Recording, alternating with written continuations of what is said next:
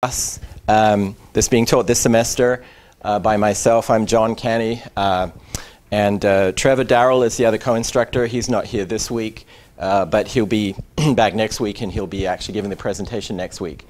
And the GSI is Colleen Devan in the front row. And I direct a lot of your inquiries to Colleen, including enrollment things, which you'll talk about soon. So really a bit redundant to say this, but deep learning is having profound impact on almost all walks of life now. If not right now, very soon in the future, it's likely that we'll be dependent on deep learning systems for many knowledge work type tasks, but also education, etc. So it's a revolutionary technology. Since I've been around for a while, I haven't really seen anything like this in my career, which has been in AI and some related fields. So it's pretty exciting. Obviously, there are some, significant landmarks that we've seen achieved in the last few years. Perhaps unsurprisingly, large improvements in performance for image classification, other image-related tasks, speech understanding, language translation. But perhaps more surprisingly, many of these systems now exceed human performance. And another thing that's happening is that machines are surpassing humans in areas which we've traditionally used to define the superiority of people over machines in strategy games like Go, in, I don't know, let's see, creation of artistic works, etc. There doesn't seem to be any very easy to define boundary anymore between what humans can do and what machines do. Every time we post some new sort of Turing-complete problem, or at least very regularly, those are knocked down a few years later. So it's a pretty profound change. I guess one cautionary note, though, too, apart from all of the opportunities that this suggests, is that there are also some pretty significant risks as we start becoming more dependent on these systems, and that's actually the topic of today's presentation. So here's the list of speakers that we have scheduled so far, and it's not quite complete, but we hope to finish off the scheduling in the next few weeks. And so each presentation will have some background material, as you've seen for today, and then some kind of cutting-edge research topic. So we're hoping to give you an overview of some of the more exciting and impactful topics in deep learning. It's typically fairly current. It's typically emphasizing work from the last year or so in this course. And I'll contrast that with the course that I teach, which is now has a new number now at CS294-131 Fa18, which is a sort of introductory class for deep learning, more like a traditional class that covers the fundamental. It's different from this class, which is really trying to cover the frontier and assumes that you know some of the fundamentals. So with that, I'll have Colleen come up and explain some of the logistics of the course. So as I said, I'm Colleen. I'm the GSI. Many of you have emailed me already about enrollment questions and things like that. So the prerequisites for this class are to have some understanding of topics in deep learning. For example, if you've read some of Ian Goodfellow's book, or if you've taken the machine learning classes offered at here or Stanford, these talks are on cutting-edge research, so if you want to get the most out of them, it'll help if you have some basic understanding of what we're building off on. Grad students, most in CS, are probably well-versed in enough of the surrounding topics to understand the content. If you're an undergrad and you want to enroll, hopefully you've taken some AI or machine learning class, or you've done some deep learning projects with the faculty here. Enrollment is currently closed for everyone because of some bugs we've been having with the department, but is intended to be open to all grad students and closed by default to undergrads, with undergrads being able to come in using permission numbers. So I'm trying to simulate that over email. The course format is that there'll be some main talk, and then during the talk you should be engaged and listening and thinking of questions you have for the speaker or topics related to the talk that you'd like to discuss with the speaker and as a class.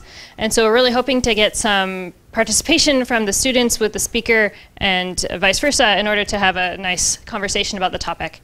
So to do that, please read the weekly readings. That will give you background you need to engage with the speaker on a meaningful level.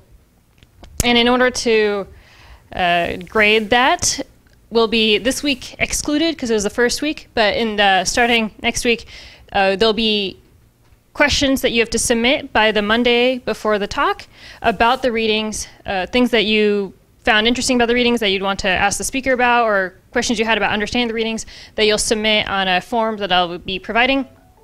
And this will tell me that you've read the reading and that you are ready to come to class and will be part of your grade. And for those of you taking this class for 2 credits, there's also a final project that I will cover a little later. So the readings have the main reading and the background reading. The main reading is obligatory, and the background reading is if you need a little more information about the topic or if you're more curious and you want to get in depth. But please read the main reading, definitely. And the discussion questions are due by Monday at noon. And think about what you'd like to learn from the speaker in order to engage with them, and use these questions in class to spark discussion. Per projects, this will be in groups of 2 to 3 people. If you really want to do 1 or 4, then talk to us and we'll decide if it makes sense. And you have options of doing some literature review that's in the distill type, where you might, for example, take some algorithm and really explore how it is affected by different types of inputs, or show nice visualizations of how one algorithm works or doesn't work. If you can take a paper and re-implement it and open source it and see if you can replicate the results, or you can do a conference quality research project. So for example, if you're already working on research in a deep learning topic, this would be a great way to write it up, formalize it, and submit it to the class. Are there any questions about this? Okay. The project schedule, again, this is only for people taking the class for 2 credits. If you're taking it for 1 credit, you don't need to do a project. But the project proposal will be due in October, so start thinking now about who you might want to work with, what you want to work on, and then we'll have a milestone in November and a poster presentation and final project report due in December. And then for grading, class participation, the weekly reading assignments will be the grade for people taking 1 credit, and then for that 2nd credit, you also have the project as a large part of the grade. And please make sure to join the Piazza. So it's on the course website. It's on this slide. But join in, because that's where I'll be posting announcements. Make sure to read the lectures and start thinking about the projects. And then I will be posting how to do the reading assignments very shortly. If you're not yet enrolled and you want to get enrolled, come talk to me. I will either be giving you permission numbers or taking your student ID numbers to get you enrolled into the class. And a number of you have already done that. And if you've already given me your student ID number, you're good. But if you have not, please come talk to me and we'll make sure we have everything settled down. Any other questions? Otherwise, I'll pass it on to the speaker. Okay, and John will introduce the speaker. Cheers. All right, so so it's a pleasure to start things off with Nicholas Carlini, who's very recent Berkeley graduate, working with David Wagner generally on security, but very specifically on deep network threats and attacks. And Nicholas is now at Google Brain, continuing this very interesting work and important work. He's already garnered 4 best paper prizes, including at ICML and IEEE Security and Privacy, so on both sides of the sort of machine learning and security spectrum. So he's going to give us a sort of broad and then drill down presentation of some of the issues in this area. All right, thank you, Nicholas. And let's give him a round of applause to welcome him.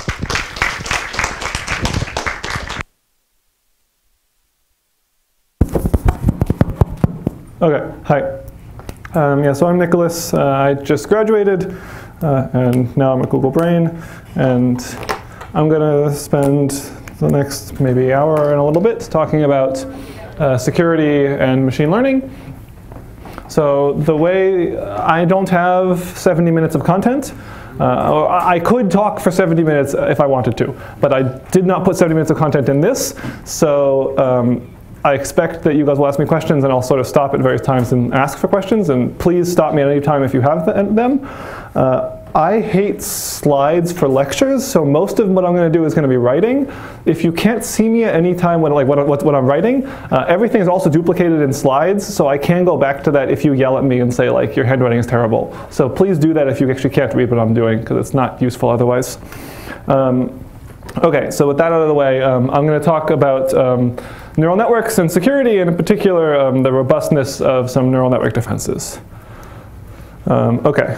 Great. So what am I going to talk about? I'm going to talk, let me sort of briefly just give everyone a little bit of notation so we're all on the same page. I'm going to talk about a neural network as a classification function f that maps some input x onto some labels y. So maybe this is like an image classifier, and it's going to classify like cats or dogs onto the corresponding labels of what they are.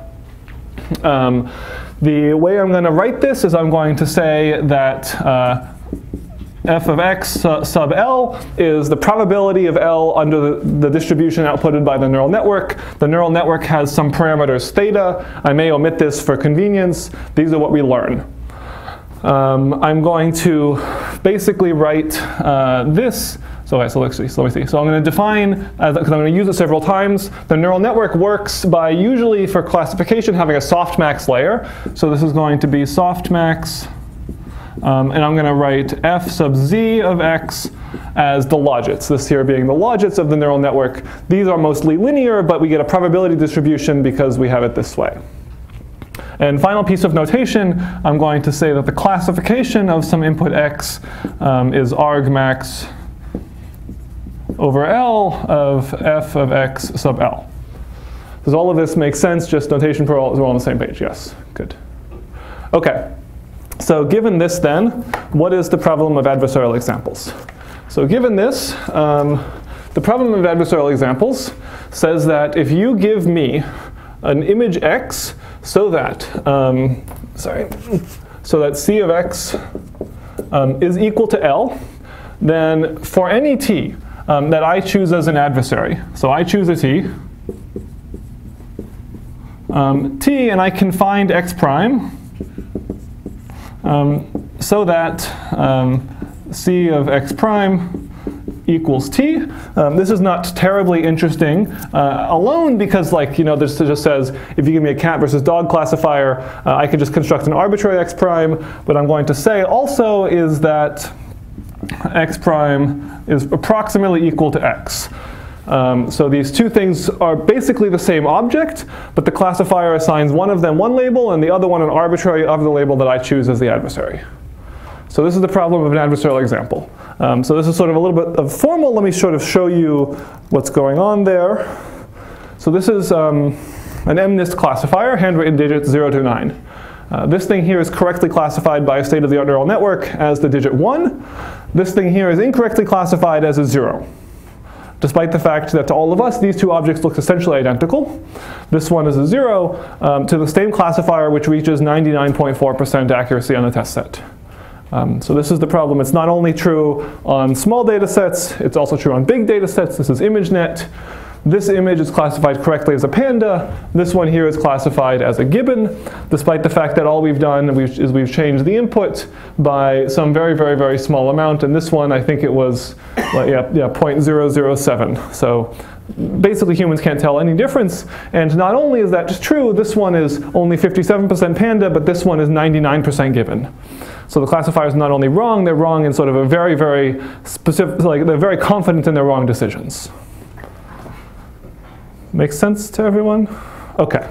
So what I'm basically going to do is I'm going to try and walk through the history of how we got here and what it is we're doing. So I'm going to start with the description of like what the initial papers did in 2014 and work my way forward until today and try and talk through all of the necessary background. Everything is clear up until now? Yes? This might be a little, I guess, out of scope, but Is there is there an analog for regression problems rather than classification? Is there an analog for regression problems? Yes. Where the analog is, instead of make the classification label be different, you can say, you know, make the output be maximally wrong. Like, you know, if you want to fit the line as good as possible, you can say, like, you know, for an arbitrary point, make the output be as wrong as possible.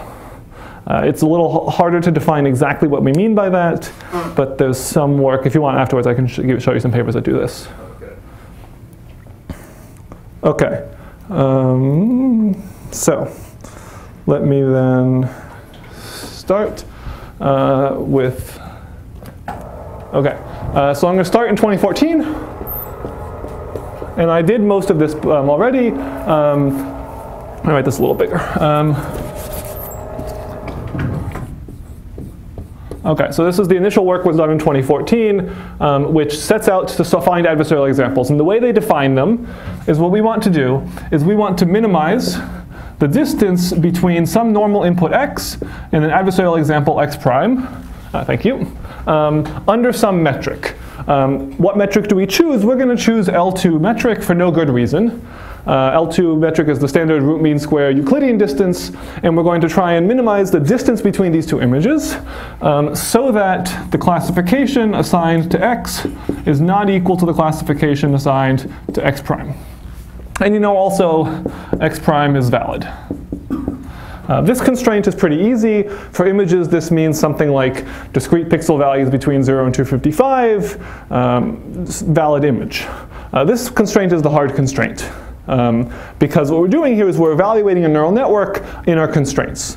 And so what we want to do is we want to solve this problem. And as machine learning researchers, we basically have exactly one way to solve problems like this, which is gradient descent.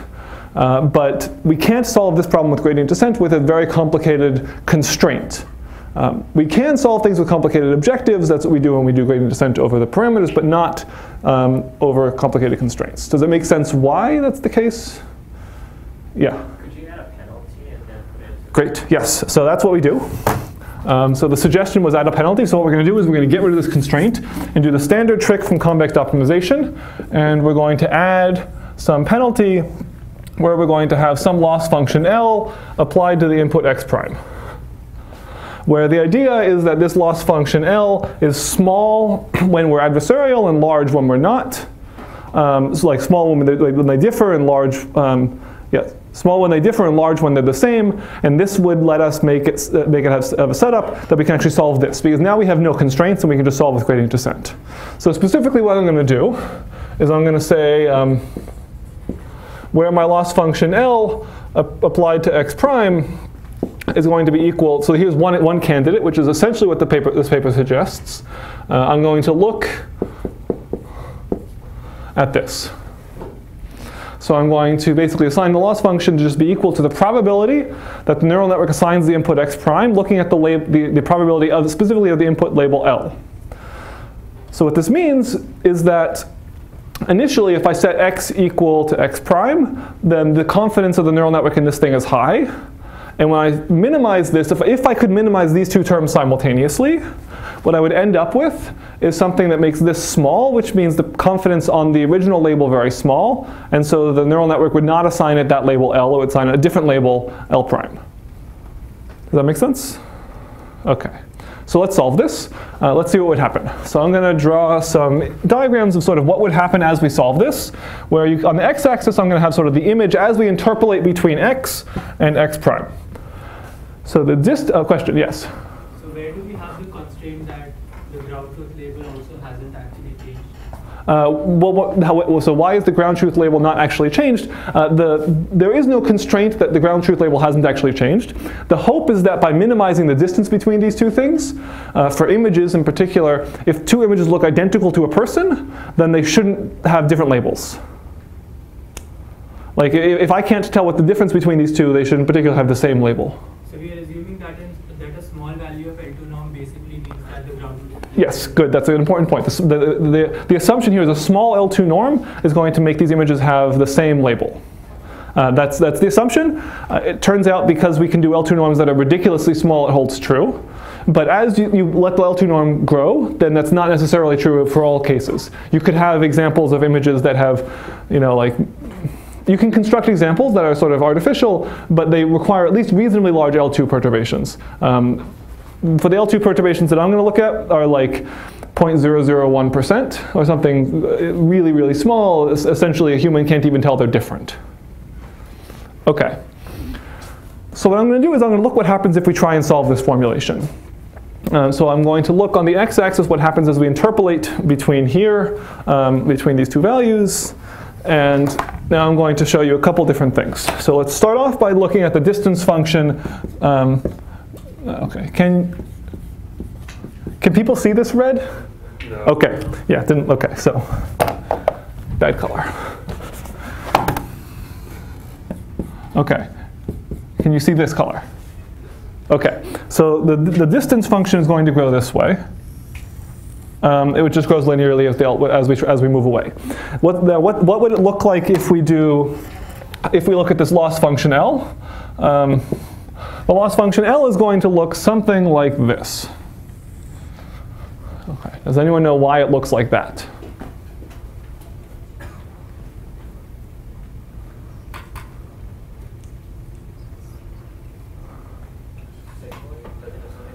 Okay, does it have something to do with the sigmoid? Yeah. Do you remember the definition of F? I said post softmax, right? Because you zero it out and it doesn't go lower. So yeah, okay, so we've zeroed out, maybe we don't go lower. The idea here is that the logits of a neural network tend to be fairly linear. And because the logits are fairly linear, when you take the softmax of that, you end up with something that looks essentially like a sigmoid, where you start off with something that has probability nearly 1, so this is probability nearly 1, and then it goes to probability nearly 0. Okay, so that's what this looks like. And so now let's see what happens when we look at this whole objective. We're adding these two things together. So we're going to add these two lines together. And this is where I wish I had my third color, but you can't see it, so I'll use black again. And we'll end up with something that looks like, and this line eventually reaches this line. Something that looks like this. So now I said I was going to minimize this thing. This here is the sum of these two terms. The problem is, if you just sort of by inspection look at what the global minimum is, the global minimum is here. So clearly this is not an adversarial example. It's not going to make any change to the input, and it's going to just sit there. So that's not right. And the reason why this isn't right is that I have this parameter here, alpha, and I've assumed that this parameter alpha sort of is equal to 1 to begin with. What we can do, though, is we can change it. And that's why you need this parameter to control the importance of these two terms. So let me show you one more plot that might happen if we set alpha to be something smaller. So x prime, alpha something smaller. And we have the same, I guess I flipped these, sorry. So the distance is with alpha something smaller. And then I have the same function here. And now what we do when we add these together is we'll end up with something that looks like this. And it shouldn't cross ever this. But importantly, okay, that's a little terrible of a drawing, but importantly, this point here is lower than this point here. And so this, if you find it, this true minimum, the global minimum, is adversarial. So does it make sense what I'm drawing here? Yeah? How would you find that point with gradient descent? Good. How would you find this with gradient descent? Why is this a problem to find with gradient descent? Because if you start there, you have to get over the hill. Yeah, you have to get over the hill to get there. And the gradient with respect to this point is going to look like it goes up. So that's not good. There's one other problem, which is that the point at which things become adversarial is at 1/2. Maybe, okay, sorry, so that's the hard color. But the point at which things become adversarial is the point at 1/2. And the reason why that's the case is that as soon as the probability of the true label is less than 1/2, then the probability of the other label is going to be greater than 1/2. And if it's not exactly 1/2, maybe it's 1/3 or something around there. But the adversarial example we're finding is way out here. So we've perturbed it by more than we need to. We've made this thing have confidence very, very, very small, when we only really wanted it to have some confidence just on the decision boundary where the label has changed. Does that make sense? Okay. So that's the problem with this approach, but it works for finding an adversarial example if you could solve this problem of making this, this point not have gradient positive here. And the way you do that is kind of uninteresting. The way you do that is you set alpha to like 10 to the 9 or something ridiculously large. And now alpha is so big, oh sorry, I guess how I define it. Okay, so I've defined this a little weird. Okay, sorry. Okay. So I guess, so you can define either alpha here or alpha here. The way I've been drawing this is I've been drawing this with a 1 over alpha here by changing the slope of that line. So if I set alpha to something like 10 to the 9, the slope of this line will become so ridiculously small that actually the gradient will point down at this point, and everything will be good, and it will find it. But it will have the problem of moving the adversarial example to a point way over here. But it still is adversarial. So we've done the correct thing, we've just sort of done too much. Okay. So it takes a little bit of work. We have to solve for a couple hundred, maybe 1,000 iterations of gradient descent. But we end up with an adversarial example. It takes a fair amount of effort. Does everything so far make sense? Okay. So now what we're going to do is we're going to go to up 1 year. So that's what the initial paper did. Now let me show you what happens in sometime in 2015. I'll keep this. Okay. So we advance a year, and we decide that using gradient descent is hard and takes a lot of effort. So I'm not going to do so much with gradient descent, and I'm going to want to be a little bit lazy, and I'm going to try and construct a better formulation that's faster. So what I'm going to do instead is I'm going to try and construct an adversarial example in one shot. And the way I'm going to do this is I'm going to say my adversarial example x prime is equal to the input x plus some epsilon, and I'll sort of work through what exactly this is doing in a second.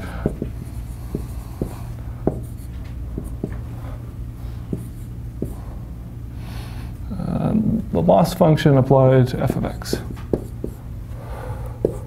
Okay. So what I'm going to do is I'm going to take my neural network and take a look at the loss of it. Now I'm going to take the gradient of this with respect to x. So during normal things I do with gradients, I take the gradients with respect to the parameters of the network. This time I'm doing gradients with respect to the input. So this finds me the direction to move the image in to make the loss increase the fastest. And I'm going to take the sign of this, saying for every pixel, just look at which direction to go in. I don't care how much it really is important, but what's the direction to go in. And I'm going to adjust all the pixels of the image simultaneously to go a little bit in that direction. So I set epsilon, for example, to be roughly equal to like 1 over 255. I'll change only the lowest bit of every pixel. And now I add this to the image. So essentially what I'm doing is I've unrolled one iteration of gradient descent. And I do this, and this is the only thing I do. Now this is a little bit lame, but it turns out it works. And this is actually effective at generating adversarial examples by taking a single step, taking a farther step than I might go with normal approaches, but a single step, and that's effective enough to generate an adversarial example. Does what's happening here make sense? Yeah? So why is it that you're taking this sign? Aren't you like throwing away lots of information? Yeah, great. I am throwing lots of information away by taking the sign, but what this paper observed is that because we're taking only one step, if we didn't have the sign, this implicitly is L2 regularized. Right? The gradients are sort of implicitly L2 regularized. If we would have to multiply it by a value so that the large terms would be big enough that we would clip the boundary of the images. Because remember, images are bounded by 0 and 255. And so in order to make this actually do anything, you would end up with most of the pixel that you changed being clipped, and you have to introduce a larger perturbation than you wanted to. So instead what we're going to do is we're going to change the distortion metric. We're no longer going to be minimizing this thing under L2 norm. We're going to be minimizing under L infinity norm, which probably is still okay. Because again, if two images have a very, very small L infinity norm compared to a person, they should look still the same. So they should have the same label. But this is effective because it lets me change every single pixel. Most pixels aren't exactly on the boundary. And so I can actually change essentially every pixel, as opposed to if I did it L2 regularized, I would end up clipping lots of pixels. That's the reason why we sign. Other questions here? Yeah? Can we see it as some way of adding stochasticity such that it will jump around and eventually fall where it goes? Can we see this as adding stochasticity? Yeah. There's no real stochasticity here. We're only taking the sign. Yeah, we're only taking the sign. I'm not sure what you're asking quite. Yeah. I think a lot of people assume that the gradient's a good direction to optimize in when it's really the dual gradient, right? If you really want to get to an optimum. Sure. So the sine and the dual sine are usually pretty close. So you're actually not really losing that much by not using the gradient. Gradient takes you too fast in certain directions. Sure, yeah, that's an interesting observation. Yeah. Okay. So this is sort of what this paper does, is it proposes a very fast way of doing this. And they do this first as a way to generate adversarial examples, but second, the motivation behind this is that it shows that the decision boundary of neural networks is highly linear, at least very locally. Just considering the first order Taylor approximation, basically, and moving in that direction is sufficient for finding an adversarial example. You don't need to do a lot of fancy stuff. And that's an interesting observation to make. So this is called, I'm going to refer to it as the fast gradient sine method. That's the name of this thing, and when I say FGSM, that's what I mean. Okay, so this paper sort of introduced that. Great. So, okay, so we advance a year. Now at 2016. So you've noticed things are going a little bit slowly at first, and sort of there's not much going on at this. But so goes the field. So we're 2016, and people start asking, okay, this is the problem. How do we fix it? We have adversarial examples. Why do we care about them? So it's sort of a philosophical question. Maybe you care about them as a machine learning person. The idea of deep learning is it does what humans do, but better. It's sort of the idea. Clearly, they're not doing as good as humans can do in these settings, and so we don't like. As a machine learning person, putting aside all security questions, I might care about them for that reason, because they give a concrete instance where we have humans doing well and machine learning doing poorly, and we would like to close this gap.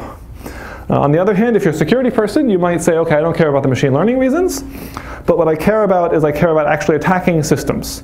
And imagine we're using self-driving cars that rely on deep learning for recognizing stop signs. I don't want it to be the case that I can put a little bumper sticker thing on a stop sign that makes it recognize incorrectly as a 45-mile-an-hour sign. And now self-driving cars shoot through all the roads. That would be bad. So I might care about it for that reason. And so this paper takes that sort of approach and says, I'm not going to necessarily try to stop the underlying cause. Let me just see if I can make it hard to generate adversarial examples. I don't want security people to be able to, I don't want people who are malicious to be able to attack these things. And so, okay. Does anyone here not know what distillation is?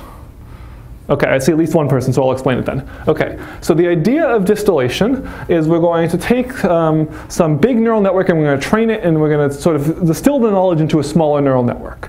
So the approach usually goes something like this. We're going to train our network f of x on training data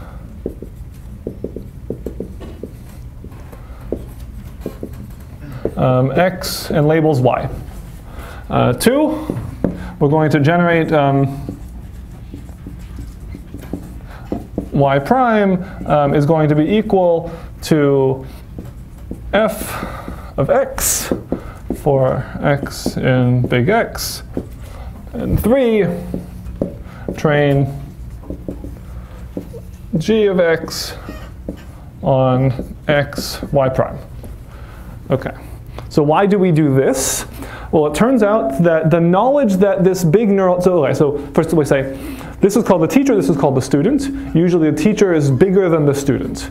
And the idea of what we're going to try and do is we're going to train some large teacher on a large amount of training data. And then we're going to ask the teacher what it thinks of all of the training instances. And now we're going to train a student on the labels that the teacher gave. The idea is that the teacher is bigger and knows more, so that it will know, for example, that while this looks like a 7, it also is kind of like a 1. Because 1s are like this, but it's definitely not an 8. And so this additional knowledge helps the student learn a little bit faster. And so it will learn a little bit better, it will be a little bit more general, even if this student is smaller. That's the idea of distillation. It turns out it works very well in practice, and you can train incredibly large networks and distill them into smaller networks like a tenth the size that maintain the same accuracy. That if you trained this model straight on the original training data, it wouldn't do as well. There's one thing that I left out here, which is that sometimes you need to control the sort of the confidence in the predictions. So instead of training, imagine on MNIST we train this neural network F. MNIST assigns essentially confidence 100% to the true label and 0% to everything else. So we basically haven't gained anything by using a teacher in this case. What we want is we want to like get access to a little bit more of what it's thinking about. And so for that we have what's called the temperature. So the way that we do the temperature is instead of training it like this, what I'm going to do is I'm going to train so that we have softmax. Okay, and so f sub z of x, remember this is the logits, times some temperature term t for x in x. Okay, and this lets us control how important, so by making this term, or I should be dividing here, by making this term larger, by making the temperature larger, the neural network becomes less confident in its predictions. And so we can learn, even if something was really confident initially, we can learn a little bit better from it. Okay, so this is standard distillation. Yeah? Why not just train to match the logits? Yeah, why not train to just match the logits? The paper that proposes distillation and does this, the argument is this works a little better. Well, I think it's probably important to say that train means train using gradient descent. Yes. Another very restrictive learning algorithm. Yes. Makes sense, right? Yes, correct, yes. We are assuming that we're training using, yeah. So clearly, the representational power of G has not changed. We are just learning on new data that is either easier to learn what the underlying function was, or somehow overfits less, or something like that. We haven't actually done too much to change things explicitly. Other questions right now? Okay. So this is standard distillation. So then there's a paper in 2016 that proposes distillation as a defense. So what they're going to do is they're going to apply this procedure, but they're going to do something slightly different. And they're going to, let's see, how they multiply here by, okay. They do a couple weird things. They do basically this. It's not exactly what they do, but it's essentially what they do. And they set this to be a very large value, approximately 100 or something. Okay, let me show you exactly what they do. So they train essentially to match the logits. They train essentially this to match the logits of this thing, which is now 100 times larger. It's a slight difference from what you do during standard training for distillation, and they argue that this change helps to make things more robust. And what they show is that if you take this learned network G, so I'm writing G sub z here to mean the logits. So we train the logits of this network to be this. So so you can still refer to G as the original softmax thing. And what they argue then is that if we do this, and then we try and generate adversarial examples with fast gradient sign, that it will fail. They also look at another attack that they show that attack fails too. Okay, so let's see what's actually happening here though. If you look at this, we're making the logits of the previous network 100 times larger. So the logits of Z are about 100 times larger than they otherwise would have been, which means that the softmax, if we were to generate this plot between x and x prime, can you guys see this image? Yeah, okay, good. We have this here. This function looks like this. This is still a sigmoid, but because we've multiplied the logits by 100, it's a really, really, really steep sigmoid. And in particular, on a computer with 32-bit floating point values, the gradient here is 0. Not like close to 0, it's identically 0 on a computer with 32-bit floating point numbers. And so if you try and generate this thing, you'll move nowhere. And so you might think, I have succeeded at stopping adversarial examples. because I can't compute gradients. No gradient information, no adversarial examples. And now notice that this point here is still wrong. You haven't done anything to fix this point. You just made it so we can't find it. Okay, so how do we fix this? This is still 2016. All right, so maybe let me just sort of tell you who this is.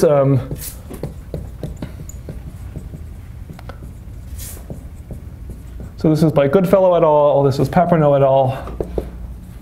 What is the symmetrical? What did you say? What is this work called? What is what? Besides the distillation. This is called distillation as a defense. Oh. It's by Paperno et al. 2016 at IEEE Security and Privacy.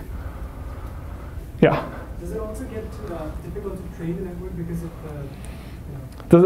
So actually, it turns out not really, because what we're doing is we're training on the logits on this other thing here, more essentially. So it's not actually that much more difficult to train, but at test time, things become much harder. And this is going to become a common theme that you'll see. OK. So now we still are in 2016. This is some work I did with my advisor. This is the first paper I wrote in this space. And we had a brilliant idea. What our idea is we're going to attack by doing, by dividing by 100. We're going to divide these things by 100. We're going to take the softmax of that. And now we have gradients. And now everything we knew before still works. OK, that's our idea. It breaks the thing, it doesn't work. All you need to do is you need to divide by 100, and now you don't have floating point 32-bit rounding errors, and things work. OK. So now we go to 2017. OK. So now the next thing that we did, this is again work with my advisor, is we set out to say, like, OK, so we have some reasonable, so we have like people, at this point we're very happy about using fast gradient sign. It's fast to evaluate. There's another attack that they call JSMA that was also fast to evaluate. And there are coming to be a lot of defenses. And we wanted to sort of set out to say, how should we evaluate defenses? And our answer basically was, let's not do what these current papers are doing with fast approaches. Let's go back to gradient descent. We like this gradient descent formulation. That is the standard gradient descent that basically is the same as what I said earlier, plus this times the loss on the input x prime. What we're going to do, though, is we're going to realize that this loss function here was problematic. That's what was really causing these problems, is the fact that it was essentially a sigmoid. So let's change that. So what we're going to do in particular is let me sort of walk you through how we come about what we want. So to begin with, instead of looking at the post-softmax probabilities, I'm going to start off by looking at the logits of the thing we care about. And it's roughly, so let's start with this. This value is roughly linear. The logits behave roughly linear. And so in particular, if we draw the same graph that we had before,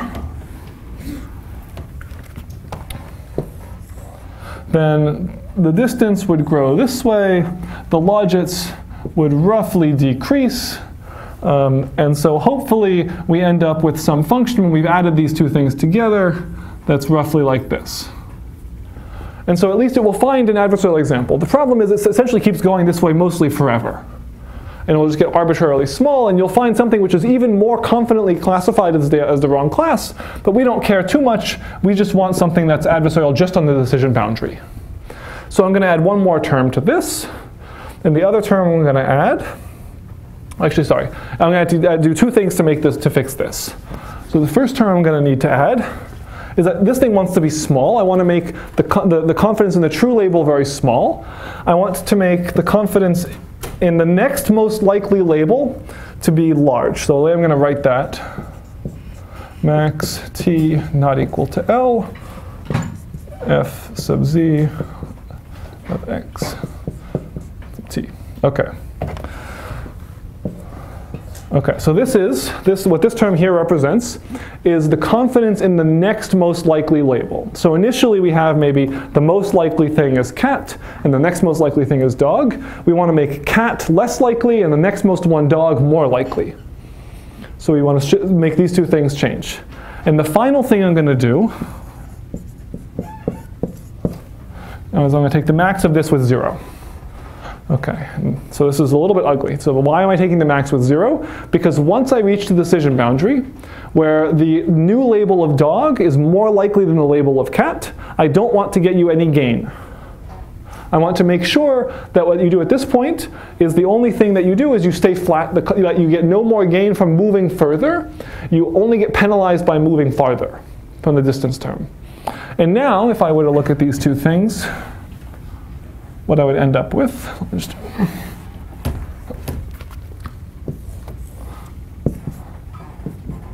where here I have distance, and now what I would end up with is I end up with something that looks like that. Because the logics initially go down, and then it gets to the point where this saturates to 0, and I stay 0 forever. And now when I add these two things together, I have this nice property where it essentially goes like this, and it will find exactly at the decision boundary the true minimum. And this is gradient descent based, and it works reasonably well, and you can just sort of throw more iterations of gradient descent at it if things are harder. But you will find the optimal thing to find is the actual decision boundary adversarial example. Does this make sense? Questions? Sort of spent like 10 minutes talking. I want to make sure that everything is clear.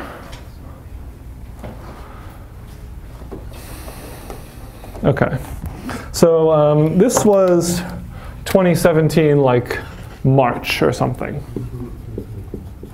Okay, so now let's stay around this time. Okay, so that was, so now let me just sort of go to April or so. And now let me tell you about some work. So at this point, people have sort of said, okay, adversarial examples are hard to stop. We've tried, we haven't done a very good job at it. Maybe we should give up on that for now. Let's not try and stop the problem of adversarial examples. Let's just make it so that we can detect them. If we can't actually solve the problem, at least hopefully we can make it harder to, we can know when we have the problem of adversarial examples and stop things from there. So what I'm going to do is I'm going to build a detector. The way this is going to do this, this is Metzen et al. At iClear. And what they did is they said, okay, so we normal training, I have some input X, I feed it through a bunch of layers of a neural network, and I get output Y. This is like, I feed in my image, I get output a labeled dog or whatever. What I'm going to do is I'm going to look at these internal representations. And I'm going to merge these all together into some new feature vector, which is the representations. And now I'm going to train a new classifier through some neural network that's going to output 0 or 1. Is this a representation of an adversarial example or not? And the way I'm going to do this is I'm going to feed through a bunch of normal things X. I'm going to feed through a bunch of adversarial examples X prime and try and learn to differentiate between normal inputs and adversarial examples. And now what my classifier is going to do is the first thing it's going to do is, let me call this function G. The first thing it's going to do is it's going to ask G, is this thing adversarial? If yes, just reject it. Say, I'm not going to classify, come with something else. On the other hand, if G says it's not adversarial, then I'll run the classifier. So sort of the philosophical question of, is this okay to do? In some settings, it's okay to abstain. It's like for some cloud vision API, it's okay to abstain. If I'm a self-driving car, probably not okay to abstain. I either have to hit the brakes or I have to not hit the brakes. I don't have a choice of just like pause time. So it's sort of important to realize that you have to be a little careful here, but this is what we're going to sort of go with, is that we are allowed to choose I don't know as this other option. Okay. Great, so that's the defense proposal, and there are a couple others like this that train adversarial example detectors in this way. So now we go from April to like, I guess this was August, to around August. And now I'll tell you what the problem here is. And this is, again, some work I did with my advisor. And the problem here is that the thing we're using to detect adversarial examples is a neural network. We know neural networks have adversarial examples. So let's just simultaneously say what we want to do is we want to just add one more term. So if this here was the loss on the classifier, I'm going to add a beta times the loss on the detector of x prime, where this loss function is essentially identical to this one, but transformed so that it works over 0, 1 values. And everything works. Now it generates an adversarial example that both fools the detector and remains adversarial by the original network. And the distortion increase you need is not very much. It's like 20%. So still epsilon far away, and we can break everything. Again, not really very much required. But the reason why so the problem here is that what this paper did is it said, here's a fixed approach for generating adversarial examples. Let's apply our detector. Oh, look, our detector can stop this fixed approach for generating adversarial examples. Which, from a machine learning perspective, is entirely reasonable. Like, the test set of MNIST doesn't change adversarially to try and make you behave wrong. But sort of the problem with security is that that's not enough. I don't care if you can stop attacks that existed yesterday. I care only about if you can stop attacks that will exist tomorrow. Because the adversary is not going to say, like, oh, you stop fast gradient sine, I guess that's it. Like, they're going to try something else. And so the sort of important observation that we were trying to argue in this paper is to say, like, no, it's not enough to defend against the previous things. You must also try and actually adaptively attack your thing and try and add a penalty term that actually penalizes whatever you're looking for and make that thing part of your objective. And if you do this, then things break. OK. So that was essentially what that paper did. Questions on sort of how that works? Yeah. You mentioned that x prime is like the closest point, or like next most likely point to be classified. Does that always have to be true? Does it always have to be the closest point? No. So why do we ask for the points to be small? It's sort of an artificial reason. What I care about really from the security perspective is generating any input that's sort of wrong as maliciously. Like for stop signs, for example. I don't necessarily need to perturb a stop sign to make the car do something wrong. I could take an advertisement. I could take, like, a sign on something that says, like, garage sale, and make that recognize as a stop sign. Like, I could do any arbitrary thing to fool these systems. But, like, that's a really hard problem to solve. So what we're going to do for now is we're only going to consider this really easy problem of things that look identical but are classified incorrectly. Yeah, sorry, that's not really what Okay. I meant. So another point, like you mentioned that you're choosing an x prime that the neural network is like next most likely to I see. classify, right? Okay. Next most yes, you mean by in terms of like this here. Yeah. Okay. Why next most likely, you mean? I guess like why choose the okay, never mind. So maybe let me try and answer what you're asking. Why is it the next most likely point the one that's interesting? Like next most likely label? Yeah, because you're like fixing your x prime Yeah. at a time, right? So Yes. So yeah. So you definitely, I think you're asking the right question. label, sorry, Yeah. So the label we're choosing is the next most likely label. We allow this label to sort of change as we fiddle through as we perform gradient descent, but it's clearly not optimal. It might be the case that we picked a different label to begin with. We could have done better. Yes, that is definitely right. But it has the nice property that at the end we will stop performing optimization because we will no longer have any better. I could probably fix this, for example, by doing this attack, trying all possible other labels, and then picking whichever one worked best. But that would be a lot of work. For ImageNet, there are 1,000 labels, so I have to perform 1,000 attacks. and to do this. I should mention that, for example, these are untargeted attacks. These are attacks where I'm only saying make this thing be the wrong label. If I sort of negate this, I can perform a targeted attack and say make the thing I care about more likely and the next most likely thing less likely. I'm doing that mainly because nothing changes when you care sort of between targeted and untargeted attacks. Just a little easier to write the math on the board for untargeted attacks. In practice, I care more about targeted attacks. For example, on ImageNet, there are 300 classes of dogs. Among them is Siberian Husky and Alaskan Sheepdog. They look essentially identical to me. I don't so much care if I can turn an Alaskan Sheepdog into a Siberian Husky. I care much more if I can turn Alaskan Sheepdog into guacamole. OK, a question behind? Yeah, so are you able to select a specific label then? Yes, so you can do that by essentially, if you put plus here and minus there, then now and you change this from an L, this L being instead of the original label to the target label I want it to be, then this exact function works. Yeah, good question, thank you. Yeah. So I guess I have a general question with respect to all these methods. Sure. There's several settings. So basically, you need the entire open source model of the model that Yes. you're trying to test. But if it's somewhere on the Google Cloud API, then Yeah. you actually have to keep querying the API to get this. Yes, so you need. So you need complete access to perform gradient descent on these models. That is definitely true, something that I'm going to assume for this talk. There are plenty of other attacks that don't. Essentially what they do is they say, I only have some black box API access. Let me turn that into something that I can now compute gradients for, and then perform gradient descent. So for example, imagine I could only get the probability distribution out. I could perform finite differences to get gradients, and now I can do gradient descent. If I only get the hard label, I can do one more trick to do something else, and again, the same thing will work. So we can still solve the problem even if we don't have access to the actual raw model. What I care about, I don't so much care about that problem. I would care about that problem if I wanted to be malicious.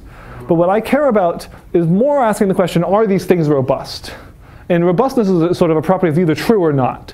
And I want to sort of analyze that with as much information as I have to look at if they actually are robust. Because like as a security person, if I know there are flaws and I was hoping you won't be able to find them, I'm probably wrong.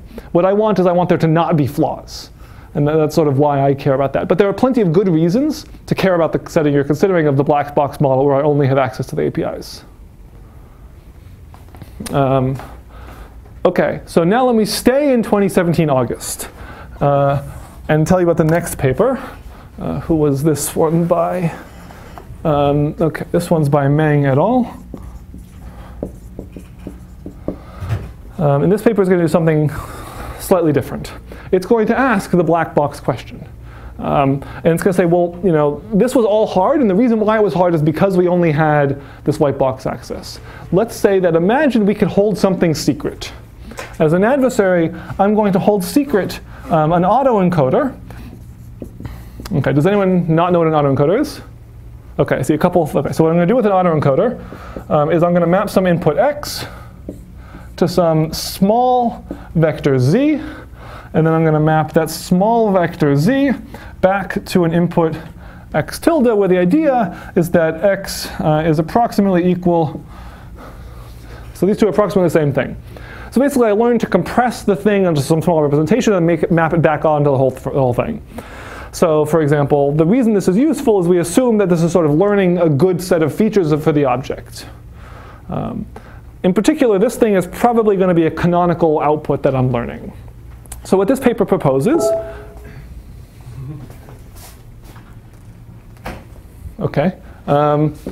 what this paper proposes is it's going to propose that what we do is we are going to first check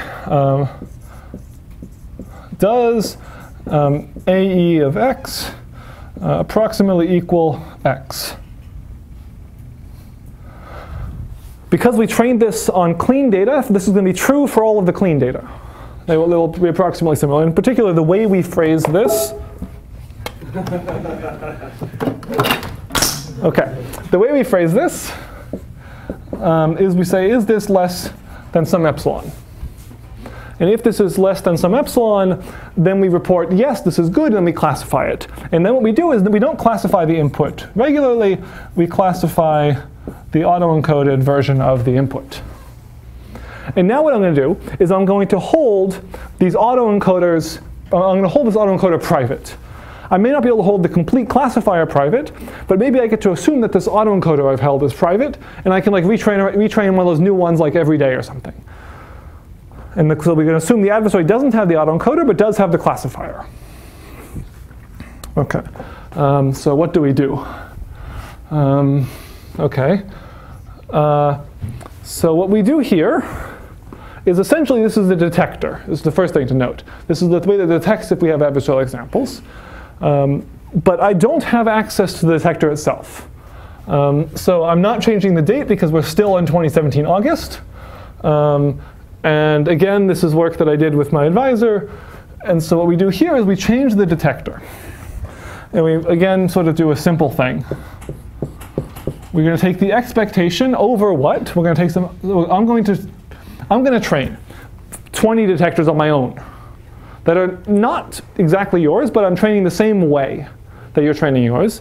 And now I'm going to take the expectation over all of these of this loss of the detector, I guess of detector I applied to this input x prime. Yeah? Does this assume you have the same training data as... Okay, so does this assume we have the same training data? Yes or no, it works both ways. The closer my training data is to yours, the better I do. So for example, so if we train this on MNIST or CFAR, we can train, like if we give if we sort of simulate it and give the defender half of the training data and I take the other half, it still works essentially the same. The distortion that's you introduce is maybe 10%, 20% larger when you don't have the same training data. But like under the same distribution, it's still good. If I don't even know what the training distribution is, that's hard. But in most settings, I know what you're trying to set out to solve to begin with. Like I know you're going to classify images or cats versus dogs. So I could probably gather my own training data. It might be painful, but I can probably still do it. Yeah? I was wondering what distribution you put over the DIs, the protectors, and also when you're actually creating these by yourself, like how do you ensure that they're sufficiently different that you're not just like making multiple copies? Yeah, so how do we ensure they're different? Random initializations make them good enough different. And what the distribution is over the classifiers that I've trained. So I train 10 of them, and I take the expectation over any of these 10 that I've trained. OK. Let's see. What do I want to do now? OK, good. So now let's see. OK, let me show you a couple images that I wanted to show you a few minutes ago, just because I think they're fun to look at. And then I'll move on to the last thing. And hopefully this goes up.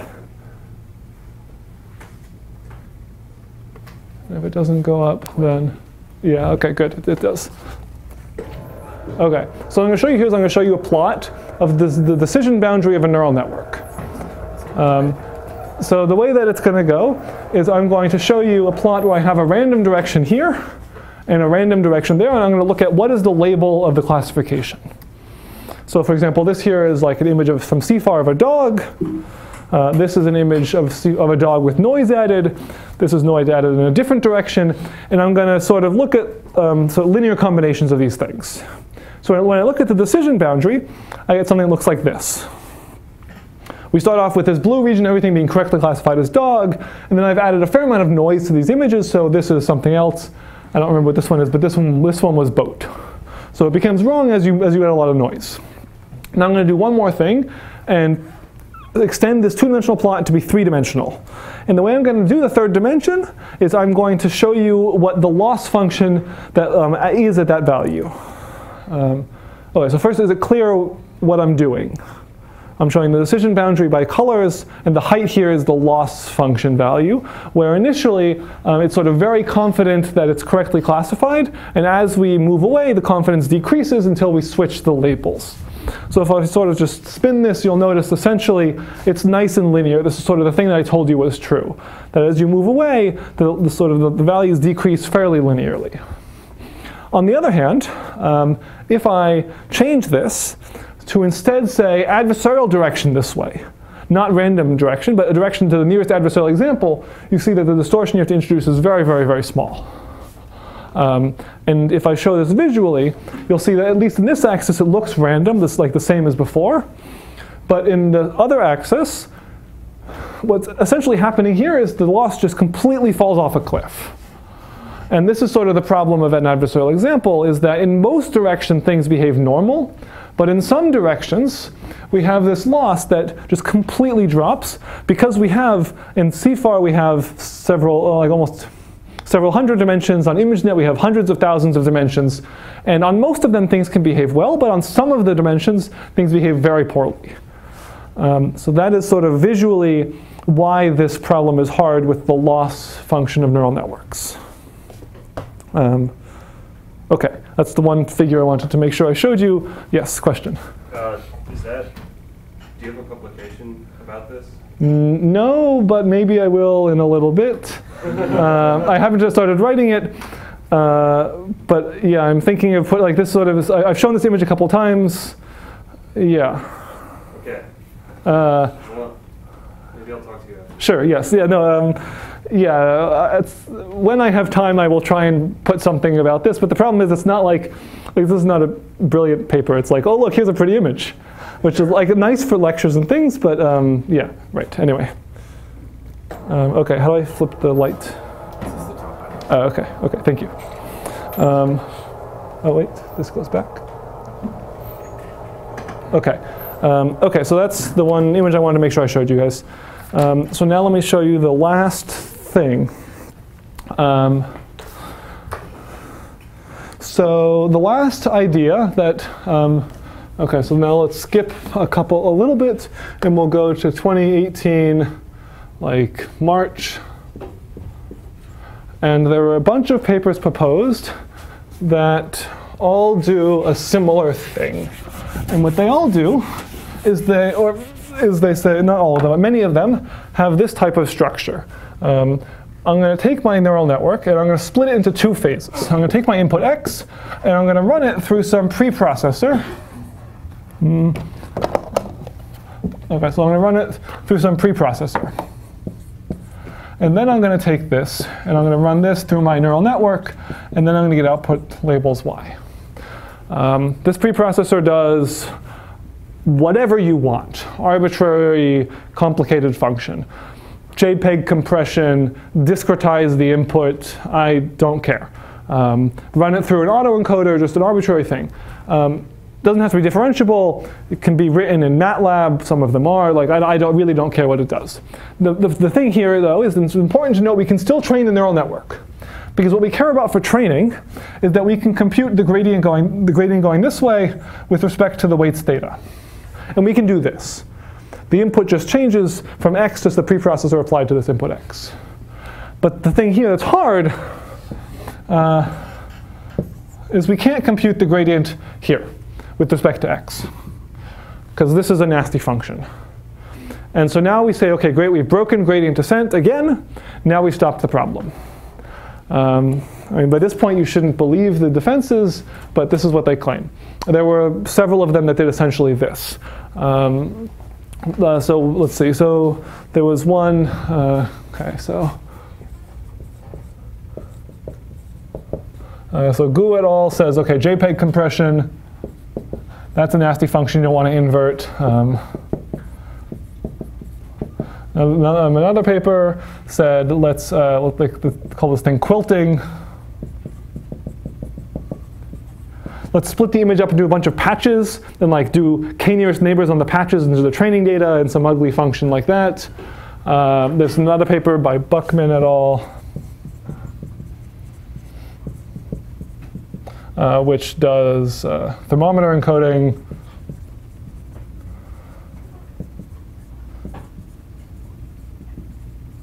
Essentially, this just says discretize the input. Okay, so that's basically what all of them do. So no gradient information, so what do we do? The observation we make is that on most of these, essentially this preprocessing function it has the nice property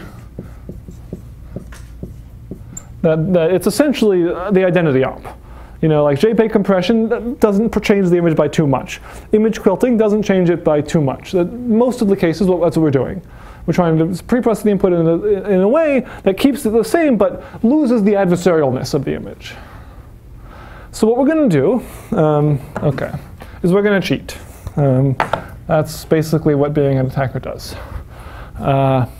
So this gives us the input with respect to x. And I'm going to say, OK, you know what? I'm just going to skip this and just pretend that this is the gradient with respect to x. This is the identity op.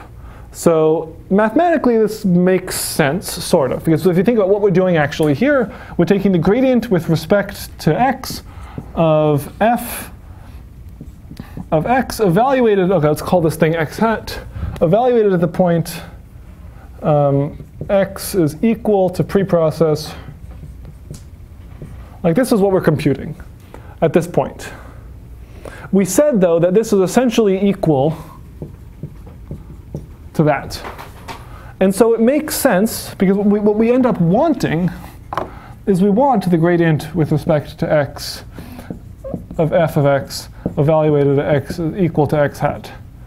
And so as long as it's the case that this preprocessing function is approximately equal to the identity op, then this works. And the gradient, while not correct, like it's not actually the gradient of this thing, it's good enough that if we perform a few more iterations of gradient descent, what we end up is going approximately in the right direction. And as anyone who has implemented gradient descent knows, it's incredibly resilient to noise. Like you can add a fair amount of noise to gradient descent, and you just need to do more iterations of it, and eventually it will converge to the right answer, as long as it's not biased too much. And it turns out this is not biased all that much, and so this basically works. And this is work with me and someone at MIT, Anish Athlay. And this basically works at solving the problem. And we did this. I guess now we move forward like 2 or 3 months. And that was like July. OK, so that's how that works. Does this attack make sense?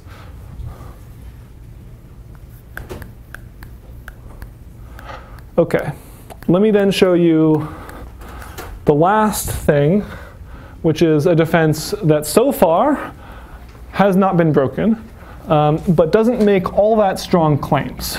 So the one problem with many of these defenses claimed things like, we are robust and have 90% accuracy under very large distortions, and they didn't. What I'm going to show you here is a defense that does better, but under sort of a very limited set of claims. And I guess this is sort of maybe going backwards in time a little bit. This goes back to May, or I guess maybe March, whenever iClear was. OK, sure. April. Yes. OK. So what this paper does, this is by, I'm blanking, Madry. OK, so normally what we do with training is we want to minimize the loss, where this means the standard training cross-entropy loss on the neural network, sort of f applied to the training data x. This is sort of normally what we do with training, is we try and find the weights that best fit the training data. OK. What they're going to do is they're going to reformulate this objective somewhat differently.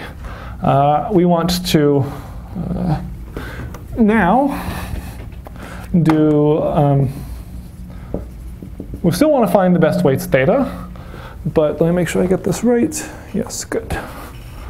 What we want to do is we want to find the delta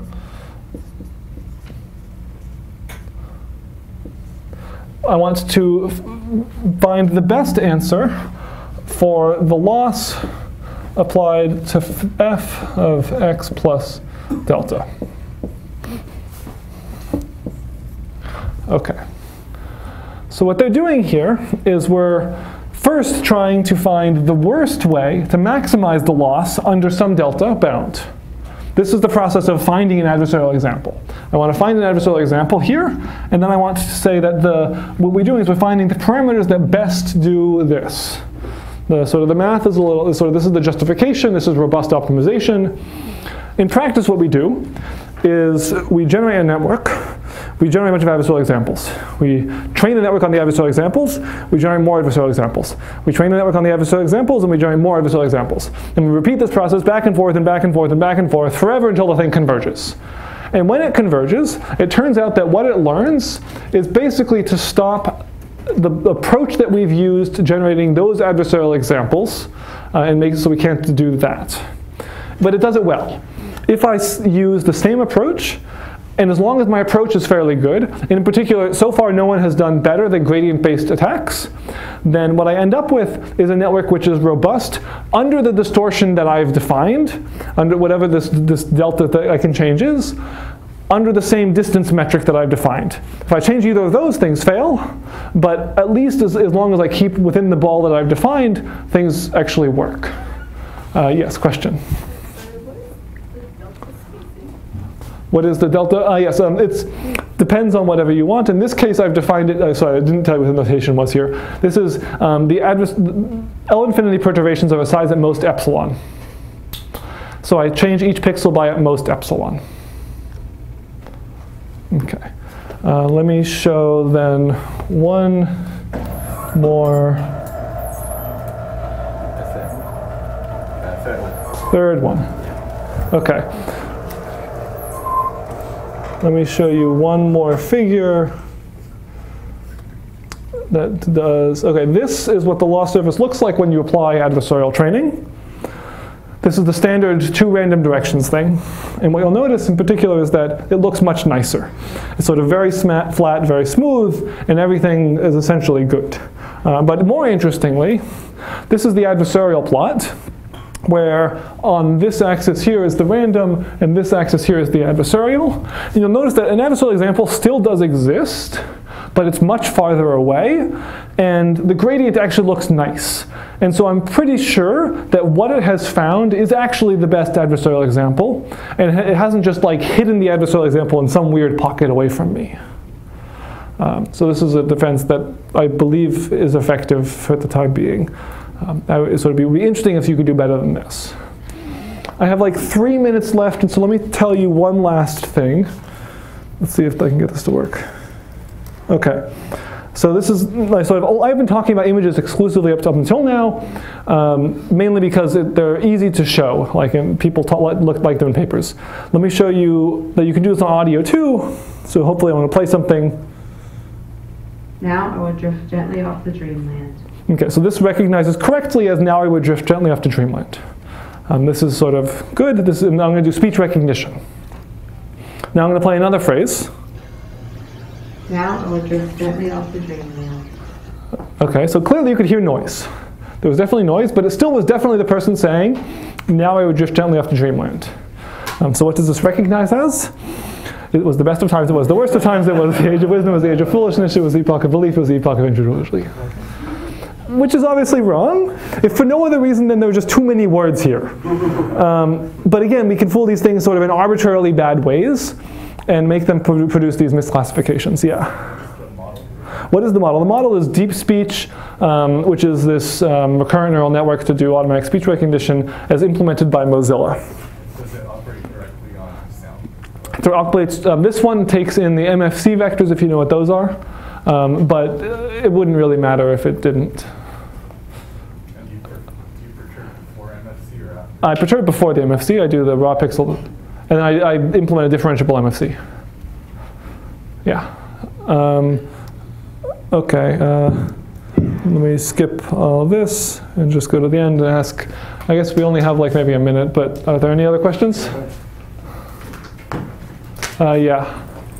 I was just wondering, because regression adversarial examples are so difficult to, it is not studied so much. Can we, say ImageNet, we have just 1,000 classes, and so can we have 1,000 representation? We can train a network that goes from one image to one of the 1,000 representations as a regression problem. And then do the classification on those. Yeah, so can we train a representation and then train a classifier on that? If you train with neural networks, they'll have this problem still. People have tried, and so it's not like there's been so I've only selected like maybe 6 or something papers here. There have been at least 600 papers that study this, so 400 papers that study this in the last 3 years. So there's a lot of work. Essentially, any idea that we come up with now has been tried by someone. Most of them have not been tested by someone else is sort of the problem. And so we don't really know for a bunch of them. I assume until proven otherwise, they're broken. It looks like there are other people who are trying to get in, so thank you very much.